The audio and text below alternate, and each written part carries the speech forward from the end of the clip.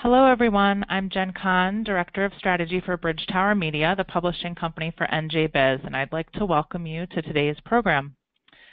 Before we begin, we're going to cover just a few housekeeping items. We are very excited to have a lively discussion today, and you can ask questions throughout the program using the Q&A widget found on your GoToWebinar console. We will address questions submitted by the audience via the chat widget as appropriate. And also at the end of today's conversation, we're going to reserve a few minutes to cover questions that we weren't able to get to during the presentation. A recording of this session, including the Q&A, will be available after the webinar later today. Keep an eye on your email inbox tomorrow for an email from Bridge Tower Media and NJBiz with the link to replay and share this session. That email is also going to include a link where you can go to download a PDF of the highlights of some of today's discussion for you to review and utilize later. So that's it for housekeeping, and we're going to turn our attention to today's program. I'd like to introduce our hosts for today. We have two leaders from United Healthcare of New Jersey, Paul Martin, CEO, and Dr. Marilyn Gordon, Medical Director. Welcome, Paul and Dr. Gordon. With that, I will turn it over to Paul to start us off. All right, thanks very much, Jen. Welcome to everybody, and thank you for attending, and thank you to NJBiz for the opportunity. We wanted to highlight our research on consumer behavior and sentiment to share our insights. United Healthcare is intensely focused on consumer satisfaction, and we believe there's a strong correlation between informed consumers, their own health, and healthcare costs. And so today's agenda, we're going to cover why understanding employee behavior matters to employers, understanding current consumer healthcare behavior, working with employees to improve health, and then we'll open it up for a Q&A at the end. What we've learned is that there are big gaps in healthcare knowledge, plan features, and wellness programs, and they don't always align with consumer preferences. The ability to understand options and choose wisely is what we call health ownership at United Healthcare. Hopefully our research today will help you better align your program to focus on your consumers' preferences. Hopefully you'll increase their satisfaction, and then your employees will make better choices for their own lifestyle, also when they seek care. So we know there are many gaps in our current healthcare system. We estimate the impact of poor health to be approximately $1,685 per year in productivity for your businesses. Most of costs are chronic conditions, 86%. These are not one-time treatments. These are longer-term conditions that your employees are dealing with. And 78% of consumers are concerned about healthcare decisions and their ability to make them. And this one kind of hits home to me. 43% are not engaged with their health plan. So we hope today's session will help you increase engagement with your employees and their health plan.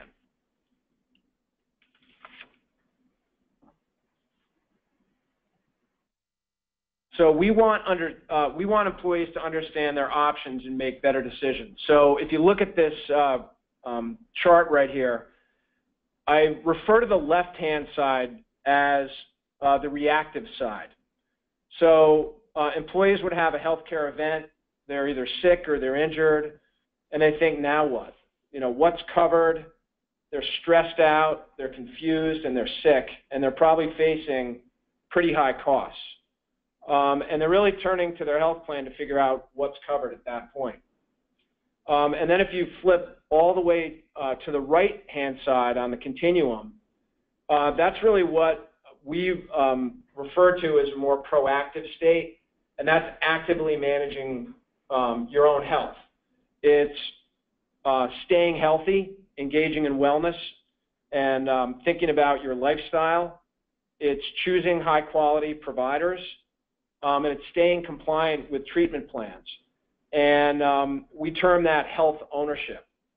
And we found that employers that have a state of ownership within their employee base just have better outcomes and lower costs long term.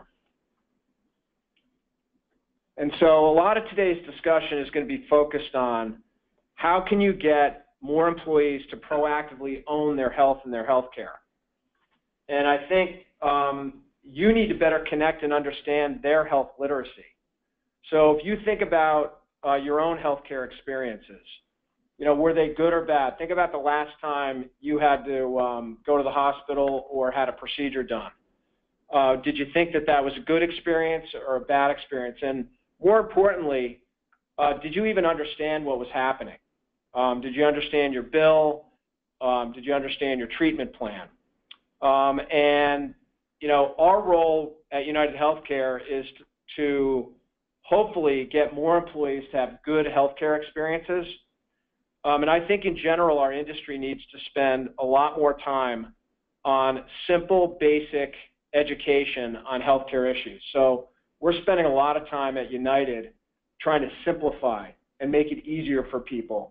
And not only that, to hopefully enable employers and brokers and anybody involved in the healthcare system to hopefully get in front of healthcare issues and be proactive so their employees are better armed to really have a better state of health, be more productive in the workplace. So the basis of today's discussion was a survey that we conducted to try and get at consumer sentiment. And we surveyed 1,000 consumers. So there's a high degree of confidence in the findings. And it focused on 5 themes. We're going to focus on the top 3 today: open enrollment preparedness, some technology trends, and health literacy. So starting with open enrollment preparedness, I know all of you are, or most of you are either in open enrollment right now or you're preparing for it. So we really appreciate you giving us an hour of your time. I know it's extremely busy for most of you. So the good news here is that 72% of survey respondents felt prepared for open enrollment, which is great. But what was very interesting about this sentiment and how they felt was that most employees struggle with very basic health literacy. And I found this very surprising. I've been in this business for a long time. There are big gaps in understanding. 61% understand their healthcare premium, 31% coinsurance, 62% understand the deductible, and only 39% really understand their out-of-pocket maximum costs. And only 9% could define all 4 basic healthcare terms. And so that's a very large gap. So think about your own healthcare plan right now. When you're throwing in terms to your employees such as high deductible health plan, HSAs, HRAs, FSAs, tiered plans, PDLs, their eyes start to glaze over. They really just don't understand all those different concepts. And here's why that's so important. When they don't understand healthcare and they don't understand their costs, they get surprised and they're confused, and what that leads to is dissatisfaction. And our research indicated that 61% of those surveys correlate cost to satisfaction. So if they're not understanding what they're actually going to spend, they're more likely to be dissatisfied. And so one of the main elements that we wanted you to take away today is that really try to keep everything as simple as possible in your communication with your employees. Very basic terms. Keep it simple, short, and clear. Less is definitely more. You do not want to throw too much at them. And we have a great resource you may be interested in, and it's available to anybody, any employer or broker. It's justplainclear.com, and it's www. And just spell it out, justplainclear. It's a great resource, and it provides a lot of easy-to-use information that you can use to communicate basic health terms to improve your own employee population's literacy. So kind of building on that theme, we held about 400 hours of focus group dialogue with consumers, and here are some of the things that they told us. When you post information online about your health plan, you have to keep it very easy to navigate. Less is more. You cannot throw too much clutter and content on websites, so try and make it as simple as possible. They also told us they want financial and cost information first. Highlight it early on in your material. So if you have incentives, contributions, anything that's financially oriented, do not bury it. So that's going to catch their attention. That's what they're interested in. They also said, and we live in a very personalized world. As you know, if you shop through Amazon Prime, they like things personalized. So if at all possible, try to personalize your content so that people don't have to go through a lot of material to find out what's relevant to them. They want everything kind of right there if possible. Also, they said consistency is very important.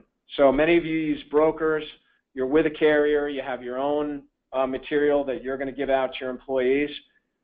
Really take a look at how consistent the information is between all of those different sources, because you build trust when things are consistent, and you're going to lose it if there's anything ambiguous. So really pour over, make sure all that information has a similar look and feel and has the same information in it on your plan details. And then lastly, what they said was very important to them is if they request help, give it immediately. They will not come back to a resource if they have a hassle, they can't get the information or answers to their questions quickly and easily. So those are important learnings that we had, and we continue to try and focus our communication in that way.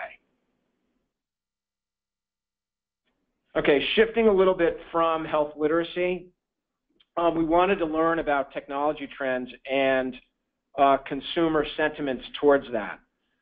So our survey presented some pretty amazing stats. So if you look at that smartphone user checks, it's 221 times a day. And I have some teenagers, and I can guarantee you it's way more than 221. So that's probably an average. But people are always in their phones, and I think a little bit of Captain Obvious there. But if you look at the hours per day at 2.8 that people are actually on their phones or their device, that's an awful lot of time. But I think about my own life, and I'm really not that surprised at that. And if you look at a typical day, give or take a couple of hours, you hopefully get near 8 hours of sleep. You're probably near 8 hours of work. You may have an hour commute, and then you're going to probably spend an hour just eating, bathing, doing other things. That's going to leave you probably less than 6 hours for everything else. And if you look at our survey, almost half of that time that people are using discretionary time, they're in their device, clicking away. Because of that, I think when a healthcare issue comes up, they're going to the web first to look up information. So it's really important to understand that people are more and more just going, if they have a health condition, the first place that they're going to go is to try and do a little bit of research on the internet. And I think probably a decade ago, that might not have been the case.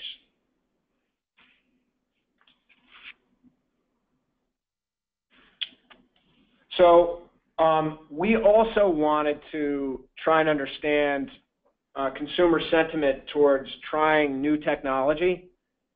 And, we focused on telemedicine. And what we found out is employees are very open to it. 84% of the people that we surveyed were likely, very likely, or somewhat likely to use telemedicine. So, Dr. Gordon, I have a question for you. In April, Kaiser's CEO, and Kaiser's an HMO plan out in California and a couple other states, had published an article and reported that Kaiser Health Plan had 100 million virtual encounters with patients last year. It's an awful lot. Take a guess at the total percent of physician encounters at Kaiser that were done virtually. Well, Paul, I think that's a great question, and it just so happens that I did read that article. And so it came up, if I recall correctly, at 52%. Okay, you weren't supposed to cheat. But, you know, I think the messages that, we can take away from that is that significantly more care is gravitating to the home, away from the hospital, away from doctors' offices. And, I think what people are finding is that telemedicine does allow for inexpensive, convenient care, and it does open up a lot of opportunities, too, for remote monitoring if you have a chronic condition. So, that's going to continue to grow. I would encourage your employees to consider that. We have virtual visits available on the United platform, and you can get access to it when you buy our Oxford products as well. And I know many of our competing carriers have telemedicine too, so I encourage you to promote that. I think that's going to be a something that'll be positive down the road.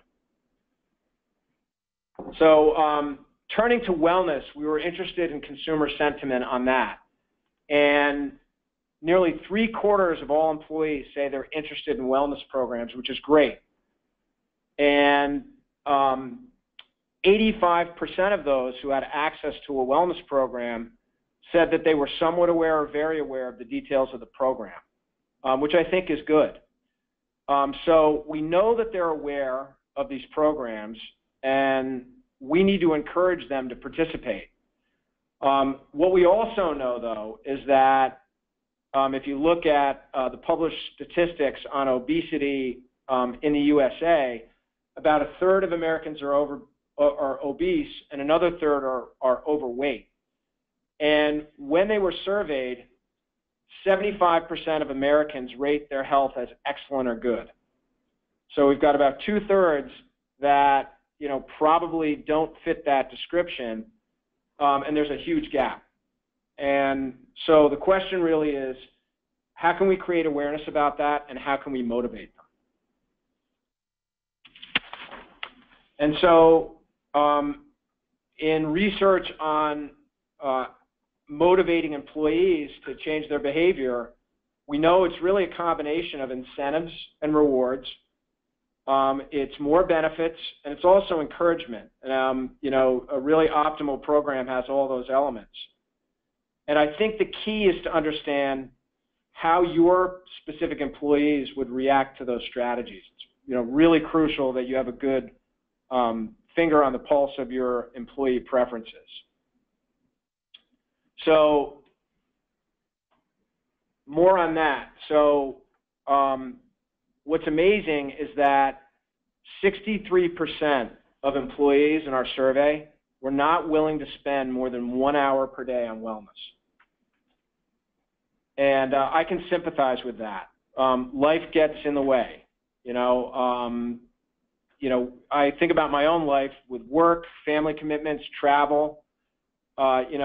At the end of the day, sometimes a glass of wine and chocolate is a lot more alluring than a trip to the gym. Again, I think it's trying to motivate and increase awareness. And 3/4 of those surveys didn't know what a daily step target was at 10,000 steps for, optimal health. And so, what people are telling us is that they don't have a lot of time. They don't even have an hour. And what we found is that wellness activity in quick spurts, quick hits throughout the day has a lot greater probability of success, such as a walking program at work, 15, 20 minutes. You can get wellness champions within your employee population to actually motivate employees, and they actually really enjoy doing that. But no matter what it is, whether it's a walking program or yoga or mindfulness, quick hits throughout the day work a lot better because they increase the probability that your employees actually will participate.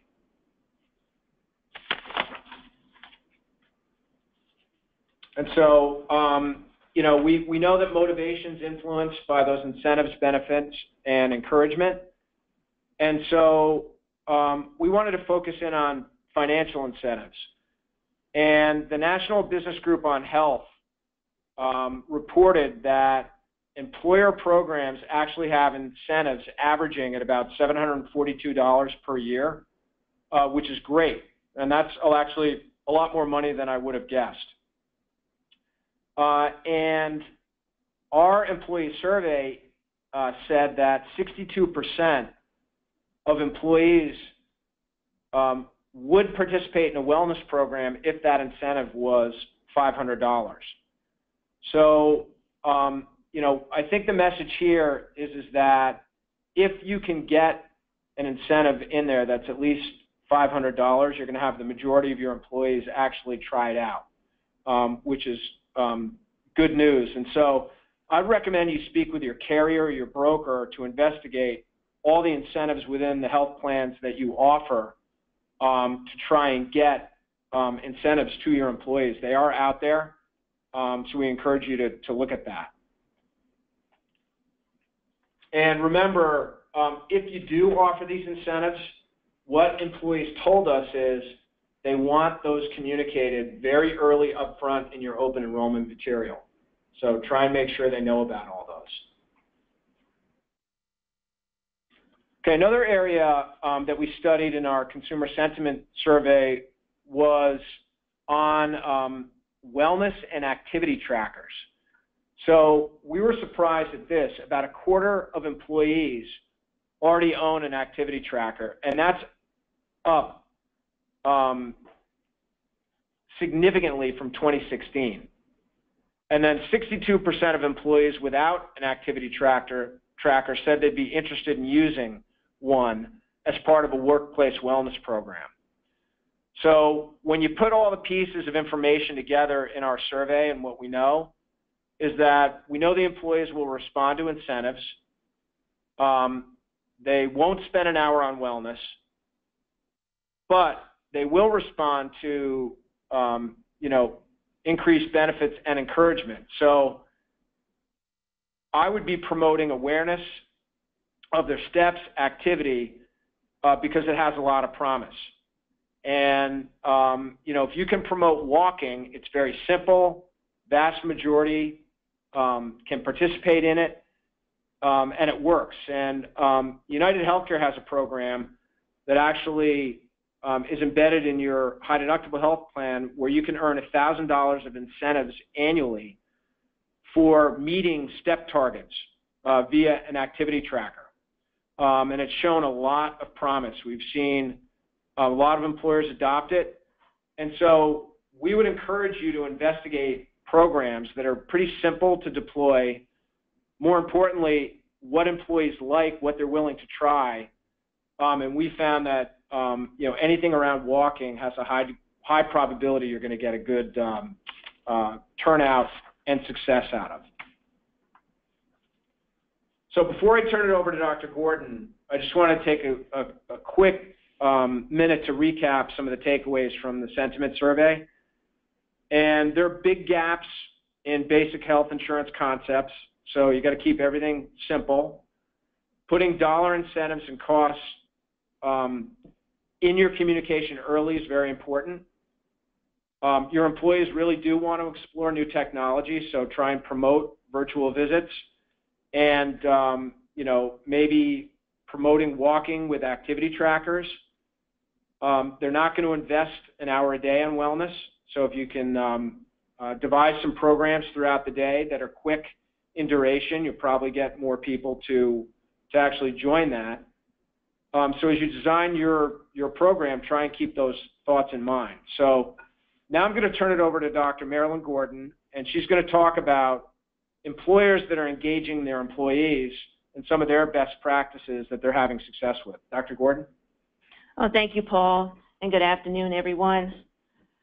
I think it's a great webinar so far. Paul gave a lot of good information, but we're going to shift focus a little bit now and try to highlight some key essentials for you as an employer on how you might want to think about creating a workplace wellness program that's relatively simple and straightforward. What you want it to do is make sure that it's meaningful for your employees and that it provides them with a rewarding experience through some engagement. You want to make sure that this partnership between you as an employer and, of course, your health plan will allow your employees to actually have a better health experience with some better health outcomes so we can drive down costs in the process. Okay, so this is not news to anyone probably on this call. We all know that there's a huge challenge when it comes to health and wellness in the United States and also specifically in New Jersey. We've all heard some of the statistics that America spends most on health care in terms of dollars spent. We spend about $10,000 per person annually, and yet in the United States, we're not the healthiest country. New Jersey, if you look at that specifically, and looking at the America's Health Rankings 2016 annual report, New Jersey ranks number 9 out of all the states in terms of best health outcomes. So kudos to New Jersey. But it does have some challenges where it actually falls in the bottom half of all states in a couple of areas that I want to highlight. One is we have a high prevalence of physical inactivity. I think that's no surprise after what you've already heard in the first half of this webinar. We also have a low prevalence when it comes to colorectal cancer screening, and we have a high prevalence of preventable hospitalizations. And here, what you can impact these challenges so that you'll affect some positive change in each of your members, you want to concentrate on doing that really just one member at a time. United looked at 31 million healthcare claims, and it showed that 40% of the time, people could have made better decisions that would have impacted the outcome of their health. Changes like being more active, getting that colonoscopy that they didn't get and they know they should have, or seeing their PCP to manage some of their chronic health conditions. We figured if you can manage some of your chronic health conditions, then you actually prevent some of those unnecessary hospitalizations that New Jersey actually ranks pretty low in when you recall the American Health Rankings data that I just shared with you. So at United, we spent a lot of time trying to figure out how best to help employers to make available to them some of the resources and expertise that will allow your employees to make changes that will better their health. So here we see some of the steps that we've outlined towards a successful wellness program. And the first step is about developing actually a culture of health. Here at United, we have a mission to help people live healthier lives and to make the health system work better for everyone. So developing that culture that's supportive of health will actually translate into better health outcomes for your employees. There's some simple steps that you can take in terms of when you want to target specific areas. I know Paul had mentioned before about how obesity is pretty prevalent, with a third of people being overweight and a third of people being obese. But some simple steps in order to target this area of being overweight and obesity might involve things such as healthy food options in your workplace cafeteria, or engaging your employees in an activity program with something as simple as using an activity tracker that you've already heard about. So who knows your employees better than you do and what their needs are and what they might want? So you want to tailor your program to make sure that it will allow your employees to be engaged as well as to be satisfied with the program that you put together. You want to make sure that you develop appropriate interventions, and some of that may need to be flexible on your end. It might not just be where the member has to go in person to receive education or consultative services for things such as a weight management program for those members who are obese or overweight, but also maybe having on-demand access that can fit into multiple work and home life schedules. Here at United, we found that when we tailored one of our programs to be more flexible so that it offers on-demand access, we increased engagement by up to about 40%. So you want to create that supportive environment and be flexible. And then lastly, of course, you want to make sure you can evaluate your results with some measurable outcomes, not only in terms of cost reduction, but also in terms of the health outcomes of your employees and how satisfied they are with their employer health plan partnership. So a relatively new healthcare model that United is involved in involves value-based care as opposed to the traditional fee-for-service model. And types of value-based care models, we include things like ACOs and performance-based contracts with physicians and hospitals, bundle payments for treating certain illnesses, primary care bonuses for closing gaps, patient-centered medical homes, things of that nature. But common to all of that is we put the patient first, our member, your employee, at the center of the health care that they're getting. We're rewarding physician performance for driving more positive outcomes and helping physicians to build a more integrated relationship with the health plan and the patients they serve. We know that value in value-based care, because we've seen it in terms of reduction of overall medical costs by about 4 to 5%. And what we've seen in both our performance-based and our ACO programs is medical cost savings exceeding payment by about a 2-to-1 ROI.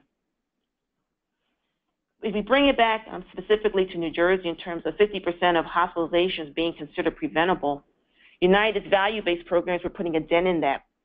We've seen a 13% reduction in inpatient admissions per 1,000 members and a 17% reduction in inpatient days per 1,000 on some of the programs that we're involved in. So what these programs actually would do is these 3 things on the slide that you see here. First, we want to identify what risk factors your members may actually have so that they can become better informed in making healthcare decisions, as well as what impact it will have, these healthcare decisions, on their current status as well as their future status in terms of their healthcare and the healthcare costs. So I want to tell you a little story about a fictional patient that I actually named him Frank B. Well. And with some of our analytics that we have here at United, we can identify employees who are at risk for certain chronic conditions that tend to be significant in terms of its healthcare cost drivers. And one of them, as we've already heard, is when you're overweight or you're obese, one of the major risk factors is prediabetes. Give you some statistics around prediabetes that might be a little bit surprising. And that is that prediabetes, about 30% of people actually have it, and less than half of them actually know that they have it. And worse than that, about 20% of people actually have diabetes and don't even know it. So it's important that we know what members that we're dealing with that actually are at risk for certain conditions such as diabetes or prediabetes. And that's where some of the analytics that we can have in some of these value-based programs that we've talked about can come into play. It's important that people are aware of these risk factors so that they can then be able to make better healthcare decisions. And we know that from what Paul also already discussed as incentives surrounding getting engaged in certain activities can be as low as $500 in order to engage some of these members in some of the programs, such as weight management programs, that will better their health and reduce some of these risks so that they don't progress along the continuum of diabetes. Now, I've been I'm an internist by training, and I've been practicing, I practiced for about 25 years right here in South Jersey.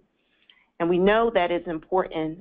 Part of what we do as an internist is to make sure that we screen our members for health risks. Because we know once we've armed them with that information about their risk factors, then they can do something about it.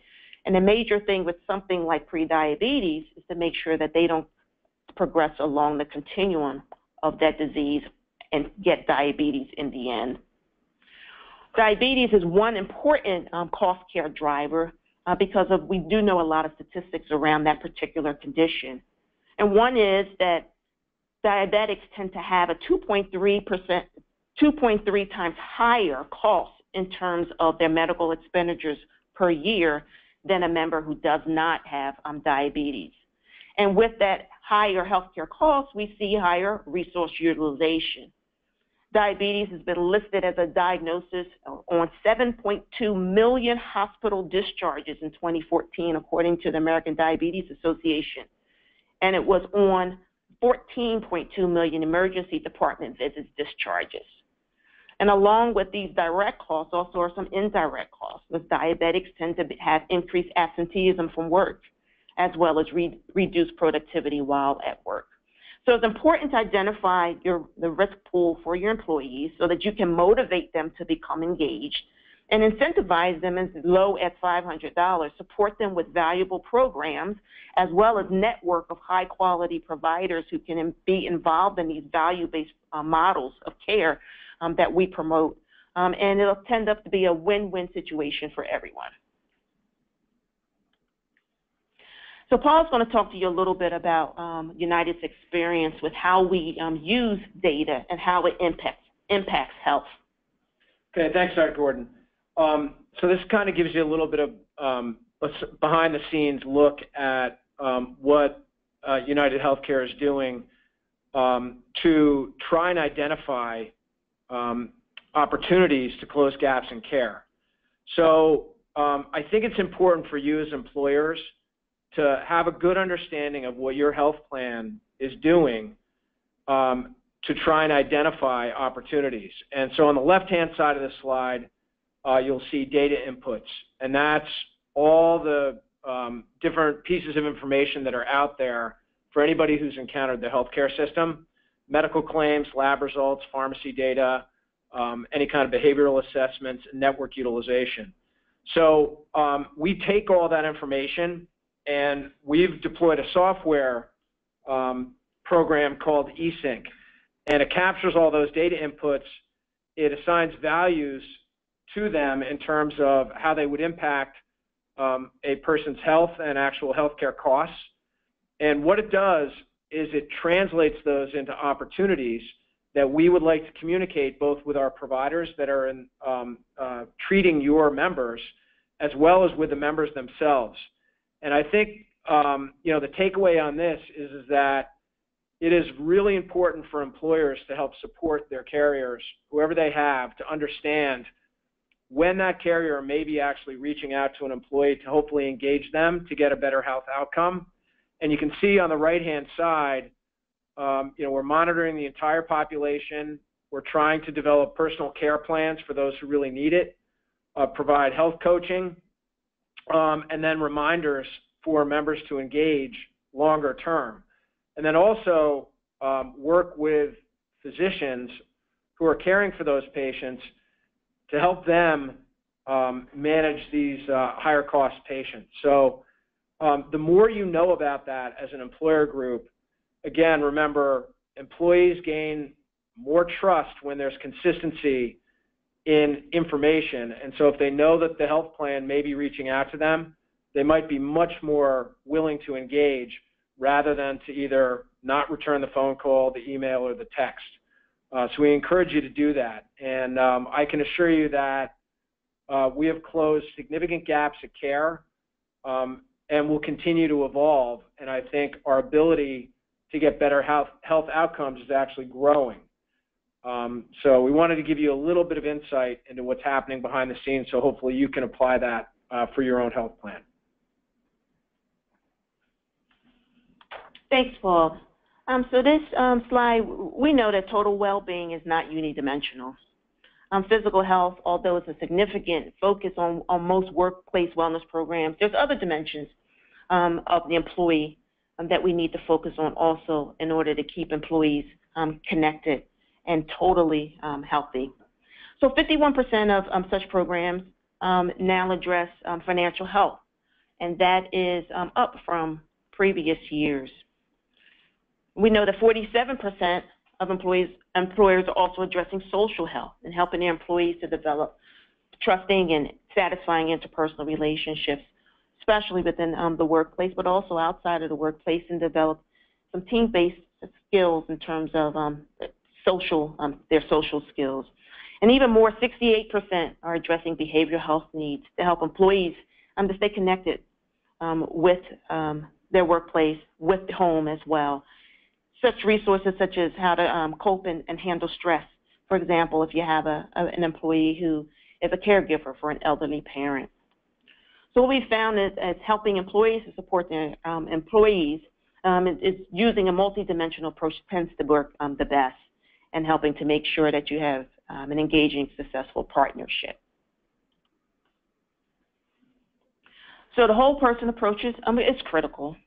And part of that involves thinking about risk factors that can threaten a person's health and their wellness. And we've only mentioned one today, which was the pre-diabetes going on to diabetes. But we want employees to make sure you commit yourselves to identifying and reducing these risks. Certain risks will involve preventive health screenings, such as for colon cancer, which we know that New Jersey, it's challenging for us as a state. Also make sure that you're promoting lifestyle changing behavior programs such as weight management for members who are obese, as well as physical activity programs so that you keep healthy people healthy. If you think about some of the acute or self-limited conditions that also bring challenges and stress to people, there's good stress and bad stress.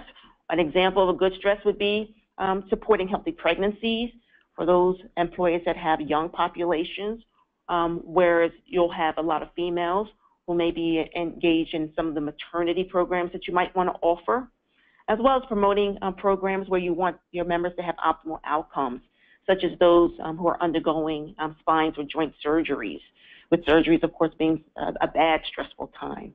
So the key here is to get sick people well. And then, of course, you want to think about your members that might have chronic conditions. You want to make sure you're identifying those risk factors, identifying early those members that do have chronic conditions so that they can be managed well through evidence-based, value-based programs, connecting them with a network of providers where the providers demonstrate both quality and efficiency in terms of their care for your members, and also making sure that you're connected with facilities that offer excellence in terms of their care for your employees. Okay, and to close it out, I think we all realize that change is always very difficult. People are resistant to it. So there's many different paths that you can use to encourage health ownership and motivate your employees to be more proactive with their health and their health care. We talked about that at the beginning of the presentation. So if you can prioritize what your employees want, and then communicate simply to them, tell them what's in it for them right up front. Also think about new technology and how it might be able to get them a better health outcome or could motivate them better to achieve optimal health. We think you're on the right path. And if your employees engage, become more proactive, you're going to have a better healthcare experience. They'll have better health. You'll have lower healthcare costs for your employer, and your employees are going to be a lot more productive. And so that wraps up our presentation of the content. And so right now we can open it up for Q&A. Jen, do we have any questions? We do. Thanks so much. We did receive several questions, and we want to address as many as possible in the short time we have left. The first question that came in is about engagement. Paul, it's great to see the best practices and benchmarks of some of the things you're doing. What is your guidance and recommendation to continue to grow interest for those not fully engaged in the program that was created? Essentially, how do you engage the unengaged? That's a great question. And, I think it first starts with really understanding your employee base. And so when we look at the communication that United Healthcare does and all the research that we do, half the time people have an assumption of what people are going to do. And about half the time it's actually different from what we think. So really take the time not to assume anything, ask the questions and validate. And we have found focus groups to be incredibly valuable. So spend time and talk to them in small groups. And there are a lot of employees that are willing to be champions. They're looking to really enhance the workplace and leverage those people because they will tell you a lot. You may be doing everything and putting a lot of information out on a portal, but your employees may not really be interested in getting their information from that portal. And some people respond much better to in-person meetings where their questions can be answered and they can actually have a dialogue. So we know that that's not always viable, but we would have you strongly consider that. And also, you've probably got different populations within your workplace. So sometimes it's really helpful to put them in separate groups because you'll find that those employees have different needs depending upon what group that they're in. So it's not, one-size-fits-all communication. It's much more about segmenting them and really understanding what their needs are. And I think you'll be able to tailor your communication more effectively. And really the end game is understanding on their end. It's not necessarily how you communicate. Focus on the end game of did they really get it. And, if they do, word of mouth is really powerful.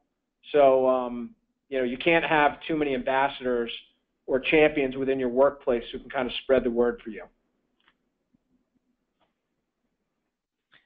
That's great. Thank you. The second question here is best for Dr. Gordon. Dr. Gordon, what are some of the most common health risks that analytics are identifying when you talk to all of these employers? Well, that's another great question, Jen. And I guess it's going to really depend on what the age of the population that the employers are dealing with. So when we look at our commercial line of business, we're probably talking about on average a younger population. So things that you might want to do is focus on those types of programs where there's significant cost in terms of cost drivers. So for a younger population, you might want to focus on maternity programs to make sure that those members are healthy in terms of their pregnancies. You also would probably want to focus on physical activity programs. That could probably span across all age populations. And if you're looking at maybe an older population, you want to really focus in on preventive screenings so that people know when they're supposed to get a certain screening that's evidence-based and is actually recommended for them. For instance, your women of an older population, making sure they're getting their mammograms to screen them for breast cancer. You want to make sure that older population is also getting their colorectal cancer screenings for colon cancer. And also for an older population, you want to make sure that you're focusing on cardiovascular disease and its risk factors, because cardiovascular disease is still the #1 cause of mortality in the United States. And so you want to make sure you have programs that are screening for some of the most common risk factors, such as diabetes, hypertension, as well as being overweight or obese. So you might want to focus in on a weight management program and, again, physical activity programs there. Across both age populations, but maybe a little bit for the younger, it also might be a program about musculoskeletal health and trying to make sure that you can prevent injuries to your employees, or if, of course, an injury does occur, identifying it early and making sure that they're getting into appropriate care to take care of that injury to try to minimize some of the absenteeism and reduce productivity that goes along with that. Thank you very much. Paul, another question for you. What are some of the best ways to communicate financial incentives to employees, and what are you seeing happen out there in the real world? Thanks, Jen. You know, we covered this a little bit in the presentation, but I think some of the incentives that are available out there get lost in an overload of information. So if you're thinking about highlighting any information, highlight the incentives and do it really early in your communication and make sure they can't miss it. You know, send supplemental emails, talk about it. It's really the best way to get people engaged. It's what's in it for them, and they will respond to money.